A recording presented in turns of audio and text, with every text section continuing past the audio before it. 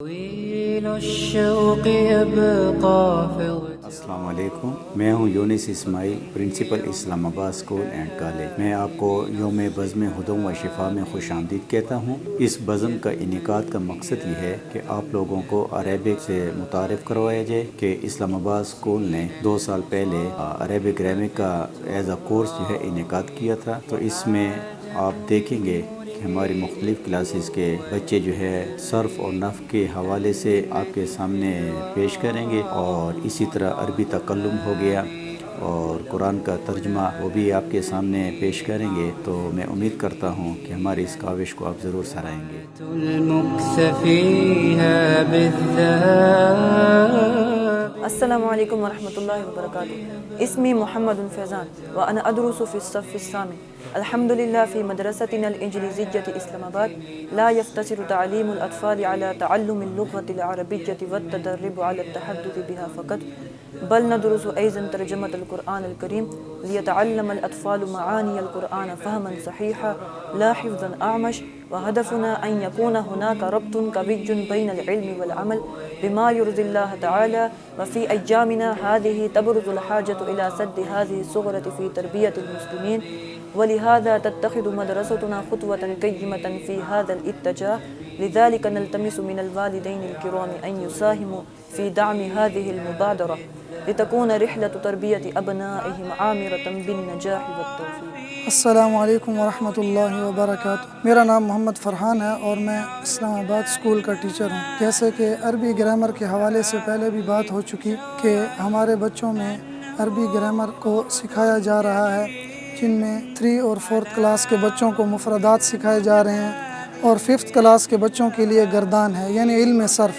میں آپ کو یہ بتاؤں گا علم صرف کیا ہے۔ علم صرف یہ ہے، اس کی عام فہم تعریف یہ ہے کہ ایک لفظ ہے، اس سے ہمیں بہت سے الفاظ بنانے کا طریقہ آ جائے۔ جیسے ضربہ ہے، اس کے آگے الف لگا کر ضربہ، واو لگا دو تو ضربو، ضربت، اور ان کو ہمیں صحیح پڑھنا آ جائے۔ اور اس کے بعد 6 کلاس کے بچوں کو ہم علم نحو پڑھاتے ہیں۔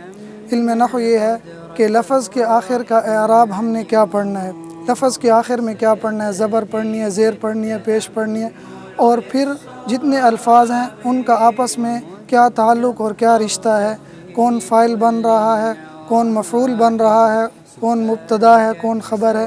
تو یہ علم نحو کی عام فہم تعریف ہے۔ اور 7th کلاس کے بچے وہ عربی تکلم کی طرف آ جاتے ہیں۔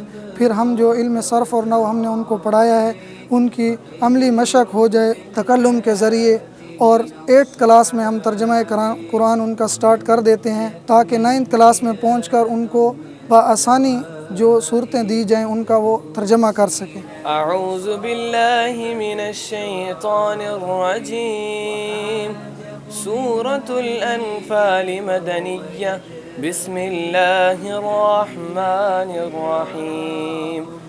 يسألونك عن الأنفال قل الأنفال لله والرسول فاتقوا الله وأصلحوا ذات بينكم وأطيعوا الله ورسوله إن كنتم مؤمنين۔ یسألونک یہ 2 حصے سے بنا ہے، اس میں صرف ہے اور نحو ہے۔ صرف میں گردانے ہیں، گردانے جیسے کہ ماضی مطلق اور ماضی قریب اس طرح ہوتے ہیں، لیکن جو یسألونک کا ہے یہ ہے مضارع، جس میں ہم آنے والے زمانے اور جو کام ابھی ہو رہا ہو اس کے بارے میں ہمیشہ ہم بات چیت کرتے ہیں۔ یسألونک کا مطلب وہ سوال کرتے ہیں کا ایک نحو کا ایک حصہ ہے، مطلب جس میں آپ کا ترجمہ کیا جاتا ہے۔ انل انفال، ان ایک حروف ہے جس کا مطلب ہے کے بارے میں، انفال ایک اس کا لفظی معنی کریں گے جس کا مطلب ہے مال غنیمت۔ میرا نام اکرام اللہ ہے، میں اسلام آباد اسکول کے اندر عربک ٹیچر ہوں۔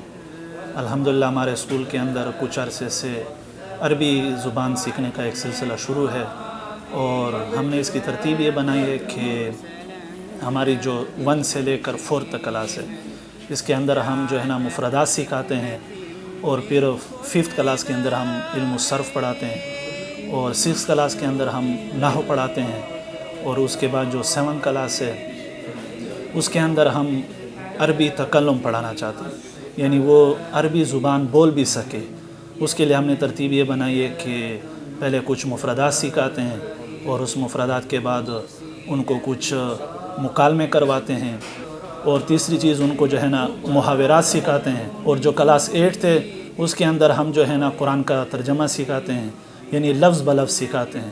جب کوئی آیت پڑھتے ہیں تو اس آیت کے اندر اس کا سب سے پہلے صرفی تحقیق کرواتے ہیں، اور صرفی تحقیق کے بعد اس کے بعد نحوی تحقیق کرواتے ہیں، اس کے بعد بچے کو کہتے ہیں کہ ہم اس آیت کا ترجمہ کرو۔ تو یہ ہماری کوشش جاری ہے۔ آپ سب حضرات سے گزارش ہے کہ آپ لوگ آئیں، ہمارے اسکول کا وزٹ کریں اور اپنے بچوں کا مستقبل بنائیں۔ جزاکم اللہ خیرہ۔ السلام علیکم۔ وعلیکم السلام۔